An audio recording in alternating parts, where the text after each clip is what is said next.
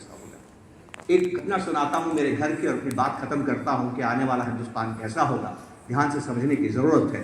कुछ चंद वर्षों पहले की बात है, तब मेरी माँ थी, आज अब तो दुनिया में नहीं है। मेरे घर की नाली चौक हो गई।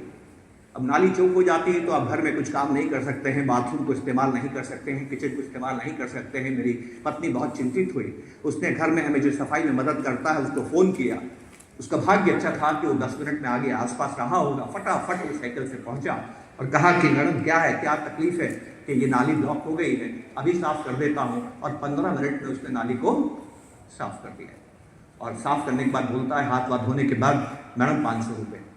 मेरी वाइफ गवर्नमेंट टीचर हैं, कहती हैं कि मैं इतनी मेहनत करती हूँ, 8 घंटे बच्चों को पढ़ाती हूँ, इलेक्शन का काम करती हूँ, यूपीएससी एसएससी के भी काम करती हूँ, डेटा का भी काम करता हूँ, समाज कल्याण का काम करती हूँ, तब सरकार जो तनख्वाह देती है उसमें भी 15 मिनट के 500 नहीं मिलते हैं।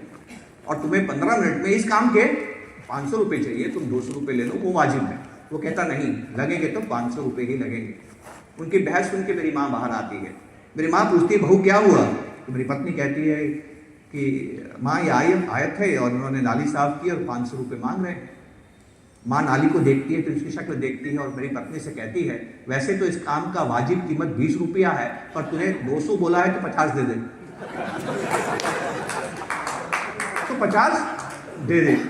अब मैं इस बहस में मत जाइए कौन सही है कौन गलत है, वो बहस बेमानी है, ठीक है। अब वो बहस कर रहे हैं, इतने में मेरा बेटा कॉलेज से आ गया। बेटा तुरंत समझ गया क्या हो रहा है।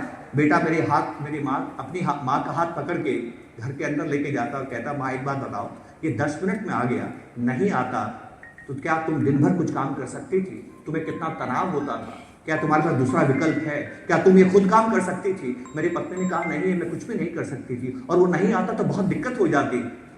तो वो कहता है, माँ आपको कितनी शांति उसने दी है, उसको आप 500 रुपये भी दीजिए और 50 की टिप भी दीजिए।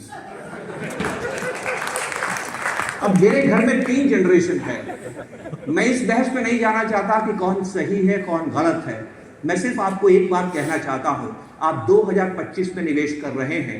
2030 का हिंदुस्तान, 2035 का हिंदुस्तान, 2040 का हिंदुस्तान मेरे बच्चे के कंधे पे निर्भर करता है कि माँ के कंधे पे। ये समझने की बात है। मेरी माँ तो दुनिया में। आप आने वाला समय कैसा देखते हैं, इसके लिए आपको बड़ों को नहीं देखना। हम सभी अपने वक्त में जीते हैं दोस्तों, हम सभी अपने वक्त में जीते हैं।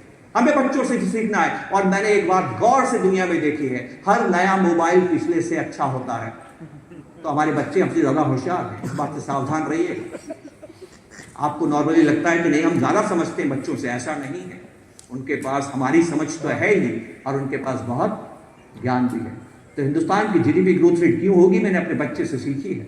वो खर्च करता है, दिल खोल के खर्च करता है। मैं कहता हूँ, बेटा ऐसा खर्च मत किया कर, ये बुरी बात है। एक दिन बुलाया, 15 मिनट का भाषण बुलाया, देख मेरी जिंदगी से सीख, मैं क्या करता हूँ, पैसा बचाता हूँ और निवेश करता हूँ, पैसे से पैसा बनाने की कोशिश करता हूँ। वो मुझे कहता है, पिताजी मेरा 15 मिनट का भाषण सुनने के बाद में ईमानदारी से एक बात का जवाब दीजिएगा। मैंने कहा, हाँ बेटा बोल, ये जो आपने पोर्टफोलियो बनाया है और जैसी आपकी जीने की आदतें हैं, ये आप खर्च कर पाएंगे क्या? ये भी मुझे ही करना है। उसने गलत बोला या सही बोला? ये हर घर की कहानी है। तो एक तरफ तो सुनामी है कि प्राइमेसी बायस बदल रहा है, एक तरफ खर्चने की आदतें बदल रही है। बताइए आने वाला हिंदुस्तान कैसा होगा? फैसला आपका, चिंतन आपका, मनन आपका। नमस्कार, जय।